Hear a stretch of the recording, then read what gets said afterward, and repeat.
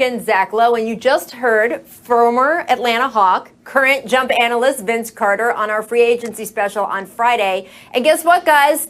I don't know, Zach. He might be giving you a run for his money. He was right about Gallinari, right about Rondo being Hawks targets. And another guy he mentioned is the subject of our first topic here. One of our favorite games, Something, Nothing, or Everything. Yes, free agent Bogdan Bogdanovic has signed a 4-year, $72 million offer sheet with the Hawks. The Kings have until tomorrow to match that offer. If he stays with the Hawks, Vince Carter would be 3 for 4 on his predictions and reporting, Zach. So is this offer sheet something, nothing, or everything? And do you need to add Vince Carter to the reporting team here at ESPN? Well, first of all, he was also right about Joe Harris. The Hawks would have loved to go after Joe Harris, but everybody knew he was going back to Brooklyn. The Bogdanovic offer sheet is something. I actually really like his fit at Atlanta. I like it better than Danilo Gallinari, who's going to have to play a lot of small forward for them, and I don't necessarily love that. I like the idea of another really good ball handler on the wing who can get the ball out of Trae Young's hands a little bit and let Trae Young run around and set screens like Steph Curry does. Trae could be really impactful in that kind of role and give some other guys a chance to handle the ball. I think everyone's happier. The ecosystem works. So I really like this move by the Hawks, and now we just wait to see if the Kings match. And the Hawks made it nasty with like a trade kicker and stuff. I love when these offer sheets get nasty. Rachel, Zach, Bogdanovic to the Hawks will be everything. With Trae Young and Bogdanovic, this might be the best scoring backcourt in the NBA. Bogdanovic is a guy that teams have to prep for and shoot around and make sure they have a focal point on how to stop him. He is a walking bucket, and you pair him along a guy that's a level 4 scorer like Trae Young, it's going to be hard to stop them offensively. I don't care about how terrible they are on the defensive end. If you got this much scoring power in your backcourt, you have a problem. And then they could go with a 3-guard lineup where they have Rondo playing the point and have both of those guys playing off the ball. It could be serious. We could see a Splash Brothers, a lower version of the Splash Brothers down there in Atlanta, and I got Atlanta making the playoffs, even if Bogdanovic don't come. But if he do come, they're going to make the playoffs and actually make some noise in the playoffs. That's how much of a factor he is. So the question then, Zach, is are the Kings going to match, or is Bogdanovic going to be an Atlanta Hawk next season? Nobody knows. Everyone's asking me that question today. I think given that the Kings already orchestrated a sign-and trade for him that didn't actually work out, I would bet slightly against them matching. It's a lot of money, and they have a lot committed to Buddy Hield and now De'Aaron Fox and Harrison Barnes and Marvin Bagley's come up. So I would bet slightly no, but no team likes to lose a really good player for nothing. So I think I'll say 60-40 no. I don't feel confident in it. What do you think the Kings should do, Perk?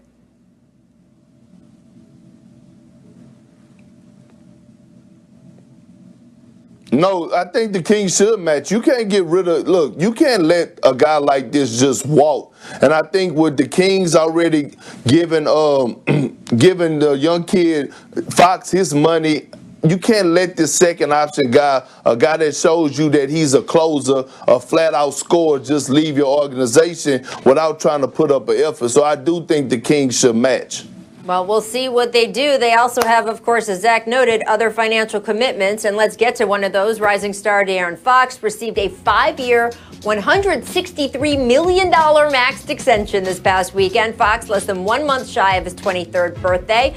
So, Perk, is this extension something, nothing, or everything? Rachel, it is everything. It is everything. They drafted Fox, and every single year this young man has gotten better. He's one of the most underrated point guards in the league, and he keeps getting better every single year. I think this is a right move by the Kings. They're moving in the right directions. It showed that they're invested into the guy that they draft as a lottery pick, and the sky's the limit for Fox, and I love him because he's a Texas boy, so I'm always rooting for him, and I'm happy for him. But he's a great starting point for this Kings organization. It's everything, and it has to be everything because it's every damn dollar the Kings can offer him. It actually reminds me a little bit of the Nuggets deal with Jamal Murray, where it strikes you as a little early, it strikes some people as a little early, but this is a mid-market, small-market team that has to take care of its own guys, And I'm a De'Aaron Fox believer. I think he has talent. I think he can be a leader. That said, last year he got better at a lot of stuff, finishing in the paint, getting to the line, playmaking, but 29% from three. If that doesn't change, guys are going to go under picks against him. And I thought his defense kind of plateaued and maybe got a little worse. That said, if he can put together the improvements he had last year and improve those other parts of his game, then it all comes together and you have a potentially really, really special player. And I'm actually optimistic he can put it all together like that.